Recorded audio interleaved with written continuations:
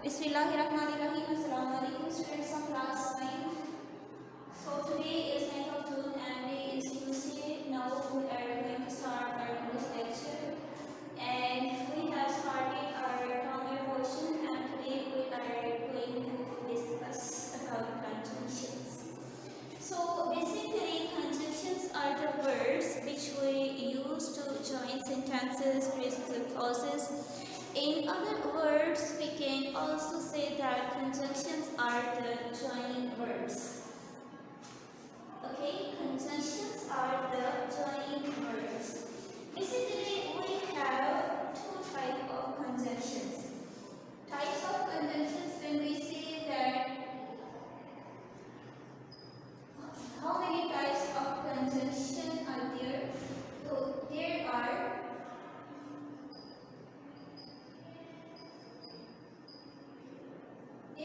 two types of conjunctions.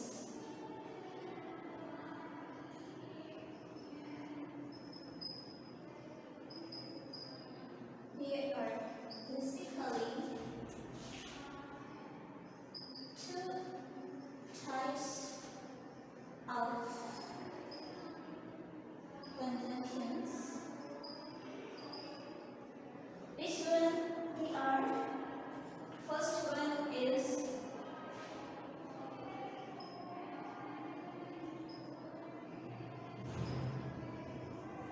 coordinating conjunction.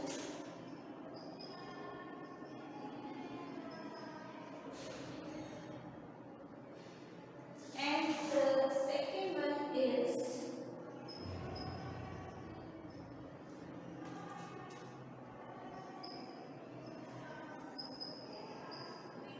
subordinating conjunction.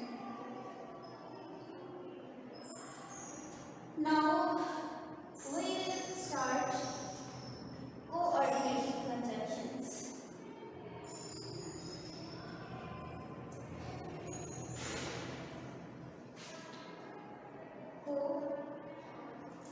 Coordinating conjunctions.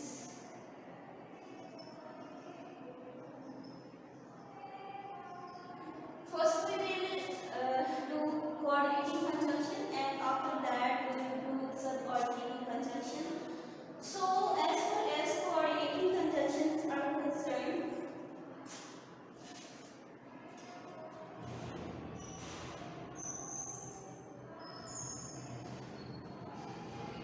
coordinating conjunctions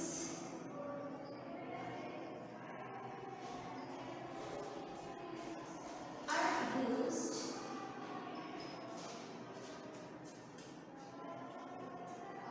to join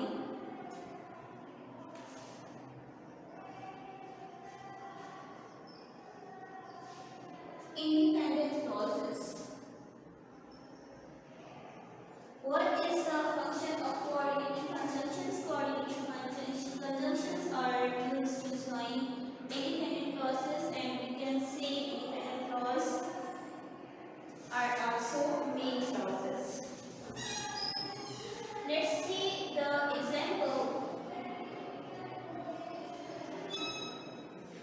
Here we have first example. He ran fast, but he missed the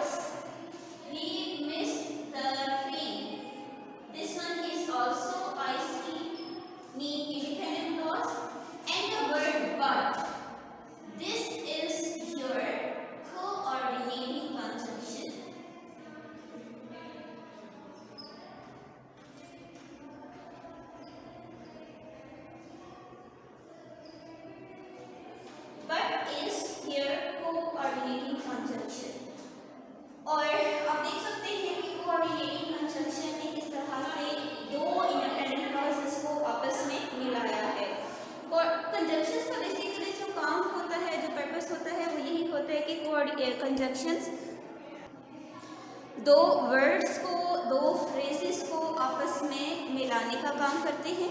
तो यहाँ पर आप देखते हैं कि ही then first आपके पास independent clause है, पूरा जुमला है, कन्वे कंप्लीट सेंस कर रहा है।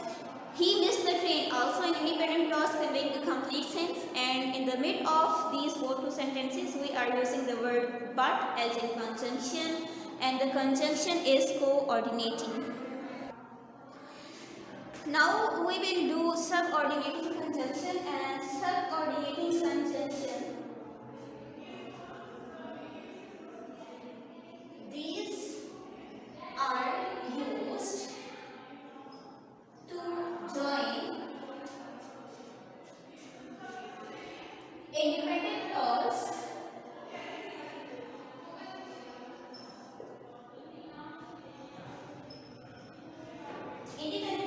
with dependent clause। क्या काम होता है आपके पास सबऑर्डिनेटिंग कंजंक्शन का कि दो जुमले के अंदर डिपेंडेंट क्लॉज को इंडिपेंडेंट क्लॉज के साथ मिलाते हैं। यानी ये दो जुमलों को एक ऐसा जुमला है इसमें जो अपनी सेंस कंप्लीट खुद से कन्वे कर रहा है, और दूसरा एक ऐसा जुमला है जो अपना मतलब पूरा करने के लिए किसी और जुमले के ऊपर डिपेंड कर रहा है। जो जुमला पूरा मतलब कन्वे कर रहा है वो इंडिपेंडेंट क्लॉज, और जो खुद से पूरा मतलब कंप्लीट नहीं कर रहा वो है आपके पास डिपेंडेंट क्लॉज। तो हम किस तरह से इसको आइडेंटिफाई करेंगे, ये एग्जांपल से आपको क्लियर हो जाएगा। एग्जांपल हम लेते हैं, you will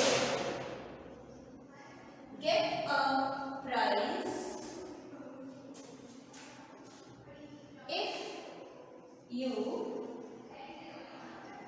if you deserve it। अब इसमें आप देखिए you will get a prize complete sense, ये है आपके पास IC यानी इंडिपेंडेंट क्लॉज। if है आपके पास सबऑर्डिनेटिंग कंजंक्शन, एक क्या है आपके पास सबऑर्डिनेटिंग कंजंक्शन, और ये जो पूरा है इससे आगे जितना पूरा सेंटेंस है आपके पास, ये पूरा आपके पास बन रहा है DC यानी कि डिपेंडेंट क्लॉज। यानी आप देख सकते हैं कि सबऑर्डिनेटिंग कंजंक्शन से पहले आपके पास इंडिपेंडेंट क्लॉज है, और ये मस्ट होगा अगर आपके पास सबऑर्डिनेटिंग कंजंक्शन इस्तेमाल हो रहा है, तो इट्स मीन कि आपके पास इंडिपेंडेंट क्लॉज और डिपेंडेंट क्लॉज दोनों आ रहे हैं। और जहाँ पर आपके पास सबऑर्डिनेटिंग कंजंक्शन का इस्तेमाल हो रहा है तो आपके पास एक इंडिपेंडेंट क्लॉज होगा, देन आपके पास सबऑर्डिनेटिंग कंजंक्शन होगा, और जो उसके बाद रेस्ट ऑफ द सेंटेंस है वो आपके पास DC यानी डिपेंडेंट क्लॉज बनाएगा। तो स्टूडेंट्स यहाँ पर हमारा आज का लेक्चर इसी के साथ कंप्लीट होता है। आपने कंजंक्शंस का इस्तेमाल जो है ये आपने इसको इसी तरह से अपनी जिस तरह अभी आपने लेक्चर अटेंड किया है, आपने अपनी नीट कॉपीज पर इस टास्क को नीटली राइट डाउन करना है, और इसी के साथ में आपने 5 एग्जाम्पल कोऑर्डिनेटिंग कंजंक्शन यूज़ करते हुए और 5 सबऑर्डिनेटिंग कंजंक्शन इस्तेमाल करते हुए आपने 5 सेंटेंसेस बनानी है। यहाँ पर हमारा आज का लेक्चर कंप्लीट होता है। अल्लाह हाफ़िज़। अस्सलाम वालेकुम। जमात नाम मज़मून है उर्दू, तारीख है 9 जून 2020, दिन है मंगल, सबक नंबर 8 लहू और कालीन। इसके मुसन्निफ है मिर्ज़ा अदीब। हमने पहले मिर्ज़ा अदीब का तारुफ पढ़ा था, जिनमें उनकी अदबी ज़िंदगी, अदारात, यकबाबी ड्रामे और मौज़ूआत, किरदार निगारी और कुतब शामिल था। खुलासा हमने पढ़ा था इसका, ड्रामा लहू और कालीन हमारे माशरे में सरमायादाराना ज़हन और फनकाराना एहसास और जज्बात की अक्कासी करता है। मश्की सवालात। सवाल नंबर 1, तजम्मुल ने अख्तर के बारे में किस किस्म के ख्यालात का इजहार किया? जवाब, तजम्मुल ने कहा कि फनकार लोगों की ये आदत होती है कि वो हर वक्त کسی نہ کسی سوچ میں ڈوبے رہتے ہیں اور دوسروں سے الگ تھلگ رہنا چاہتے ہیں۔ سوال نمبر 2، اختر کا حلیہ بیان کریں۔ جواب، اختر ایک ادھیڑ یعنی کہ بڑی عمر کا شخص تھا۔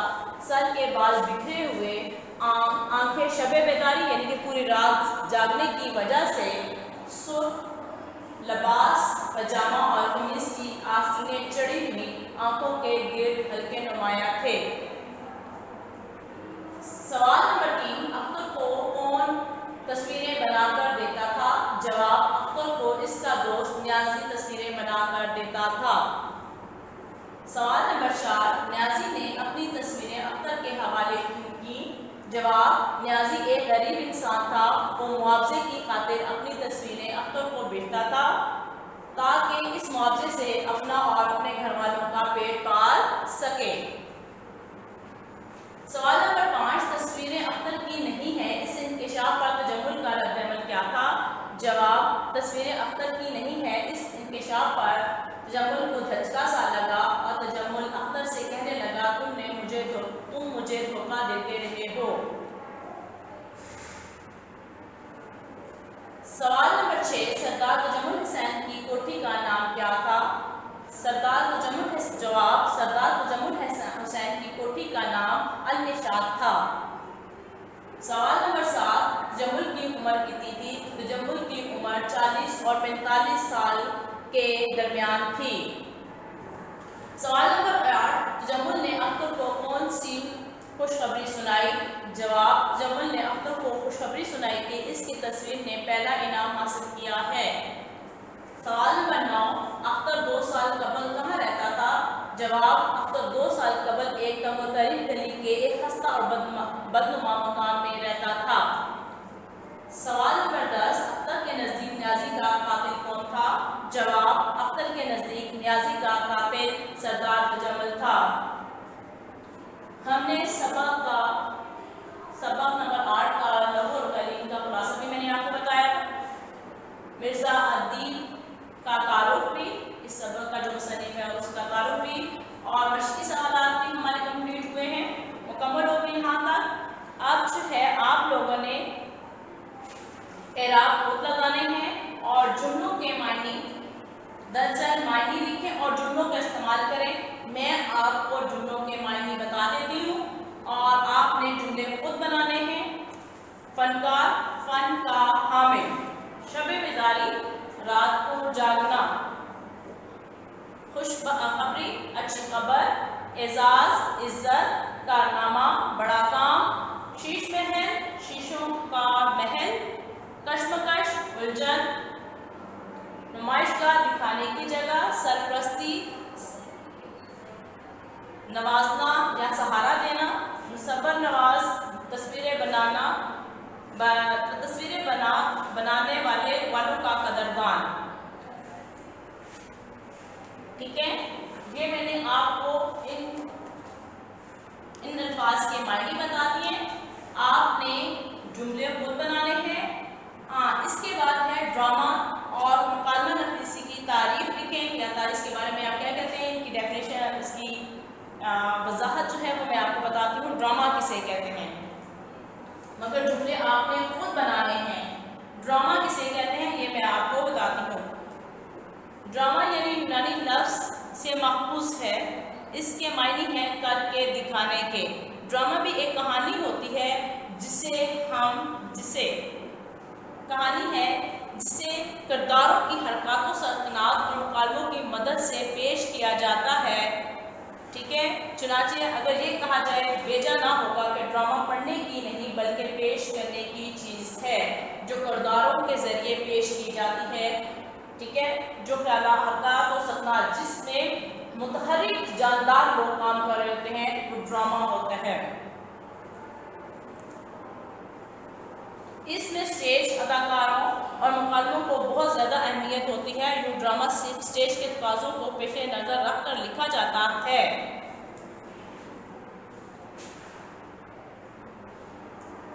مکالمہ نویسی کا مطلب ہے کہ باہمی کلام یا بات چیت کو کہتے ہیں۔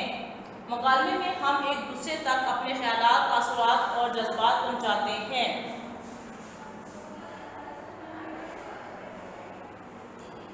مکالمہ اپنی اصل جو اس کی ایک شکل ہوتی ہے، جو مکالمہ جو ہوتا ہے وہ زبانی ایک دوسرے سے بات کرنے کو کہتے ہیں۔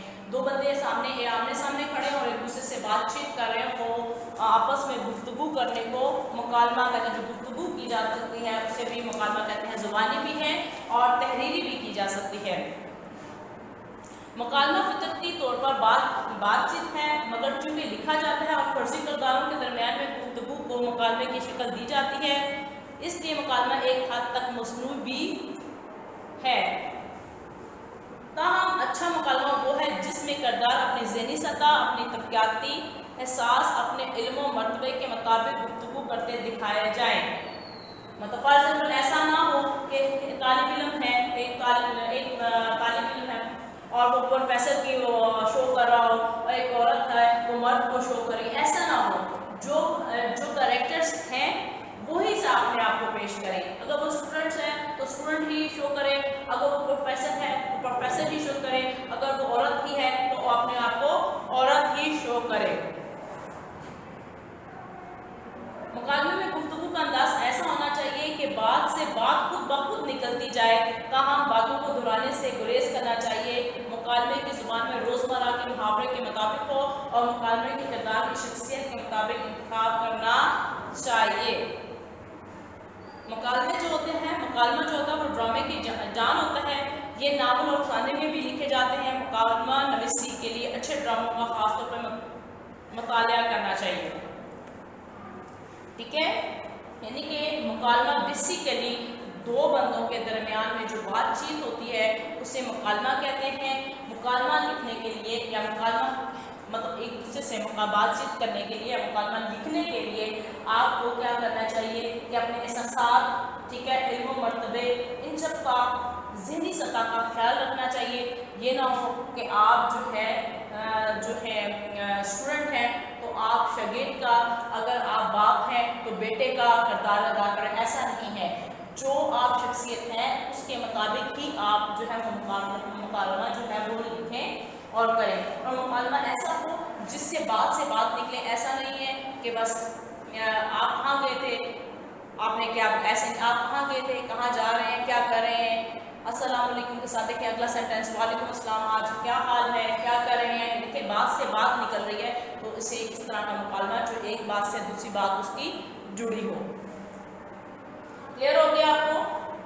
ڈرامہ اور دوسرا ہم نے پڑھا ہے مکالمہ نویسی، ٹھیک ہے؟ ڈرامہ کا مطلب ہے یونانی لفظ ہے، اس کا مطلب ہے کر کے دکھانا، کرداروں کے تھرو، کردار وہ جن میں جاندار، ٹھیک ہے، جاندار کرداروں کے تھرو جو ہے وہ ہمیں کچھ کر کے دکھانا، کسی کہانی کو، معاشی کہانی کو پلے کر کے دکھانا جو ہے وہ ڈرامہ ہوتا ہے، ٹھیک ہے؟ اور دوسرا مکالمہ وہمی کلام اور بات چیت کو کہتے ہیں، جو ایک دوسرے تک ہم اپنے خیالات اور تاثرات، جذبات بتاتے ہیں، اسے کہتے ہیں مکالمہ، ٹھیک ہے؟ یہ آج آپ کا یہ چیپٹر کمپلیٹ ہوتا ہے، آپ کے تمام مشقی سوالات ٹھیک کمپلیٹ ہو گئے ہیں، آپ نے جملے خود بنانے ہیں، انشاءاللہ پھر آپ سے کل ملاقات ہوگی نئے سبق کے ساتھ۔ اللہ حافظ۔